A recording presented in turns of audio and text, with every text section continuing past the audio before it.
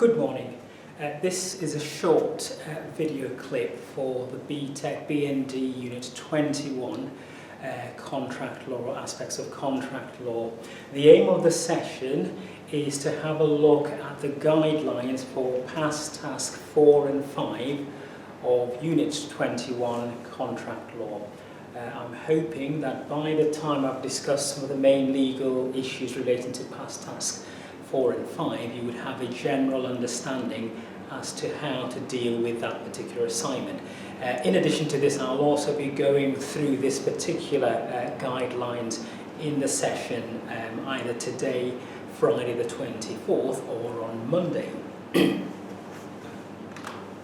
Now, the task and assignment is all about understanding terms of a contract. So the first thing you need to do in the assignment is define what a standard form contract is. I'm sure you would remember the basic definition of a contract, which is simply two or more parties making an agreement to do certain things, and that agreement being enforceable at law. So a standard form contract is simply a contract where the parties haven't negotiated the terms of the agreement.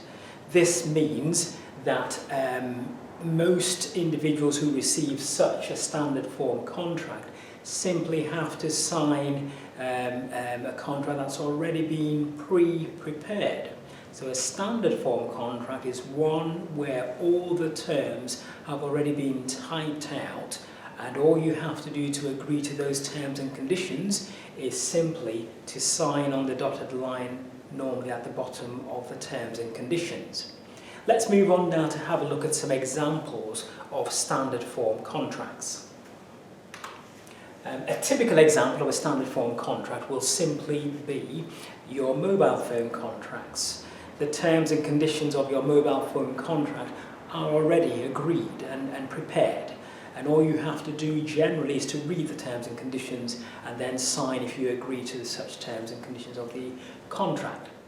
Another typical example of a standard form contract will be your lease. If you live in a block of apartments, or if you live in a home and it's rented, then it's very likely that your lease will be already written out and typed out for you. So all you need to do is read the lease, agree to the terms and conditions by signing on the dotted line. So we're looking generally at some of the wording or phrases or clauses in standard form contracts, such as your mobile phone or even a lease. The next thing we need to have a look at is we're moving on to the different types of terms that you might find in a standard form contract. And a typical example of such a term you might find in a standard form contract will be an express term. An express term is very easy to define because they tend to be all the terms that you see physically with your eyes as you read through the terms and conditions. So generally, express terms are specifically agreed upon by the contracting parties, and they're very obvious because they're those terms which are written down in the actual contract. Typical examples of express terms in a mobile phone contract will be the contracting party. So it might be a particular telephone service provider or a mobile phone service provider, O2, EE or others, between yourself, the person who's going to use those services. So the price of the mobile phone service, so for example, the monthly payments you have to make will all be written down. So all those things are simple examples of express terms of a contract. There normally doesn't tend to be any mystery about them because you can see them as you read through the terms and conditions. If we move on now to what we call exceptions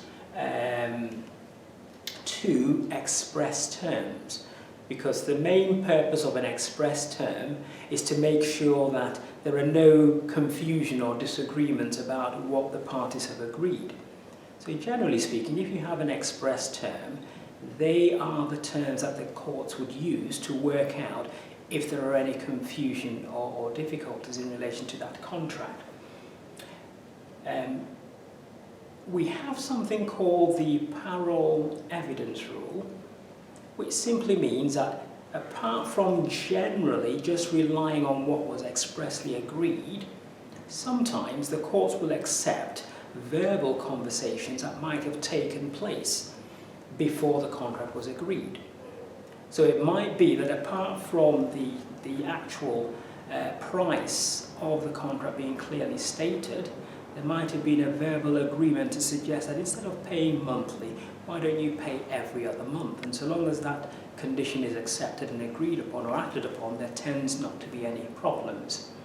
So the parole evidence rule simply means that sometimes the courts are willing to allow verbal evidence that is outside of the contract to be used as evidence if there's any confusion about what the parties have to do.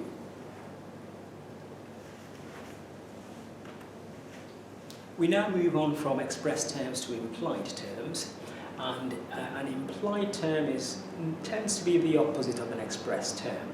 Implied terms are not agreed upon by the parties. They're not written down generally in the actual contract. However, without the implied terms, the contract doesn't make sense. So if you go to a shop and buy a shirt, and you pay £30 for that shirt, and after 2 days all the buttons fall off, for example, then there is an implied term in that contract of sale that the seller would only sell to you items which are of satisfactory quality. So implied terms are included in contracts because they make the contract worthwhile, or they make the contract easy to apply to various contracting parties.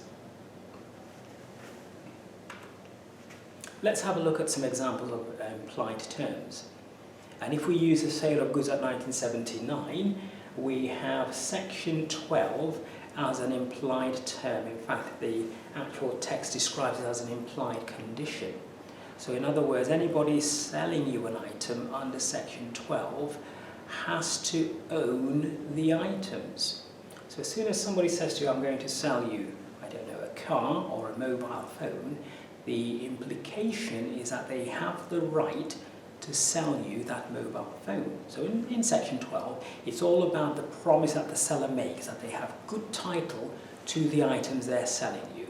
They have the right to sell those items. Section 13 is generally to do with where you purchase an item that you've not physically seen or examined. So a typical example would be you ring a seller up and intend to purchase a mobile phone or a laptop. You've not physically seen it, so it's very likely that the seller would describe the laptop or the mobile phone to you. If you then eventually pay for the mobile phone or the laptop and it arrives and it's completely different to what you expected, then there's a clear breach of section 13 because there is an implied term that goods described to a customer or a buyer will be exactly as they've been stated. So that's sections 12 and 13. The key thing to remember about section 12 is that the seller promises that they own the goods, and therefore when you buy the goods from them, nobody else will be chasing you for those goods. And section 13 is all about where you buy an item that you've not physically seen, so over the phone or on the internet, for example. The seller may describe the goods in a particular way. If the goods arrive and they're not as described, then there is a breach of an implied term as to description of the items being sold. Another typical example of an implied term is section 14.2, which we might have touched on when we had a look at P3 and misrepresentation. But section 14.2 is all about goods being of satisfactory quality. And section 14.3 is all about where a potential purchaser describes the purpose or use of a particular item. And if for some reason that item doesn't meet those requirements, then under section 14.3 that item will be classed as not being fit for purpose. Section 15 is all about sale by sample.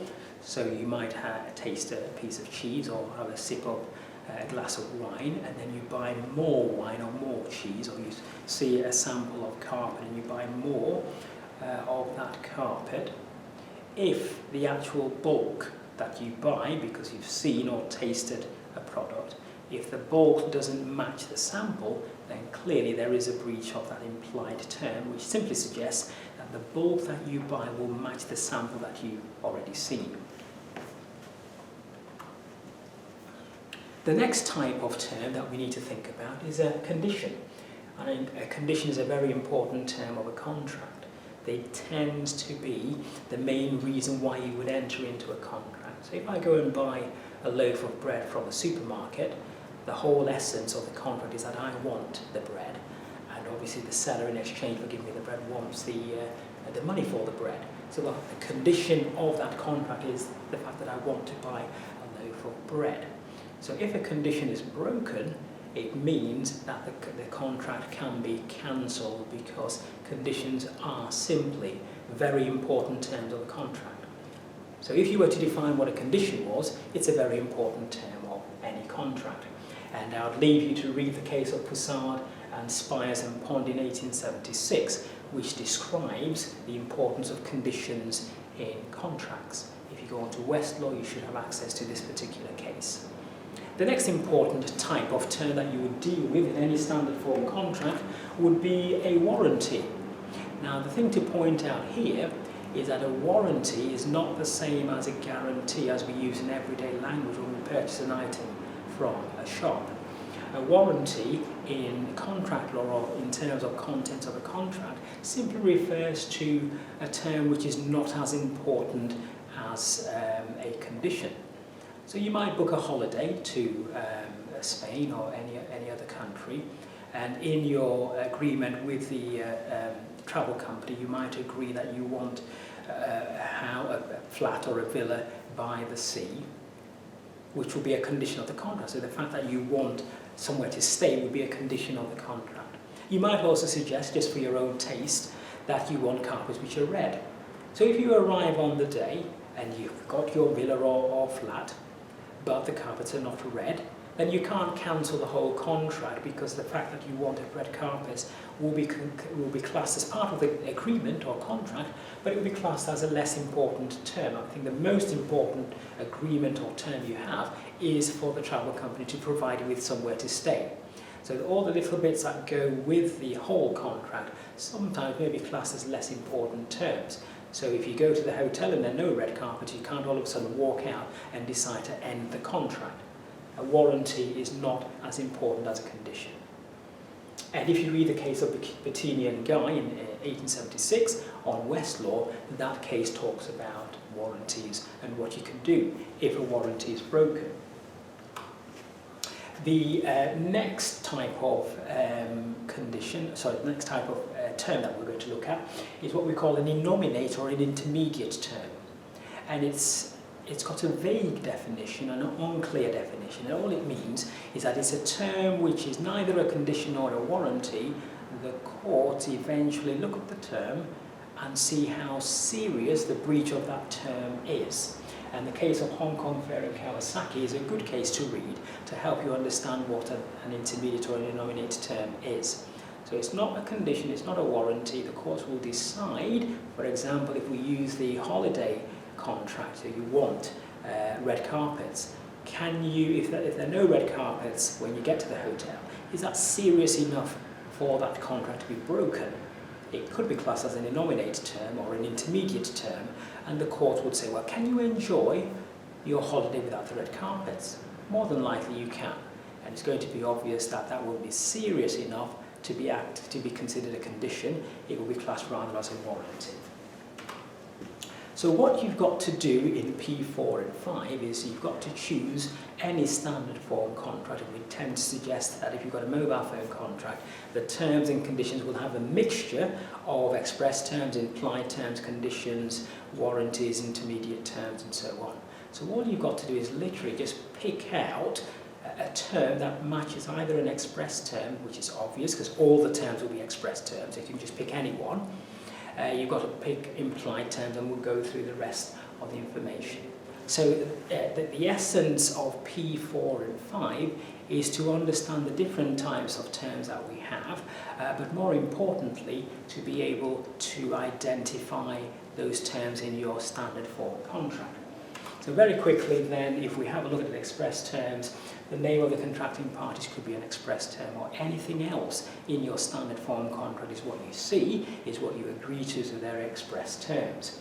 An implied term in your mobile phone contract might be the fact that the mobile phone provider would have to give you a mobile phone to use to access their services. So if the mobile phone they give to you is not of satisfactory quality, then there could be a breach of an implied term. The next point we need to have a look at very quickly is a condition. A condition, as you read through your standard form contract for your mobile phone, will be the fact that you have to make monthly payments. If you don't make monthly payments, you would have broken a condition which would be serious enough for the provider to end the contract and then possibly claim some compensation from you. A warranty in your standard form contract would relate to accessing services. So normally 3 or 4G services is available within certain parts of the country, but if you go to the countryside, for example, you may not be able to receive a good connection. Can you end the contract based on that? It could be that that's a less important term, and therefore you might be able to seek compensation if for 3 weeks you've not been able to use your mobile phone because you've been out of various cities, for example. Intermediate or nominated terms, again, you could use either the example you're given in a condition or the example you've used for a warranty, but some providers suggest that they might collect information about you and help for them to improve their services. And the important point here is whether you can end the contract if you find out that they've used that information in the wrong manner. And that's working out whether a term in your contract, your mobile phone contract, is either a nominated term or an intermediate term. And that is a quick summary of all the information you need for P4 and 5. As I mentioned at the beginning, I will be going over this particular topic in the lesson. Thank you for listening.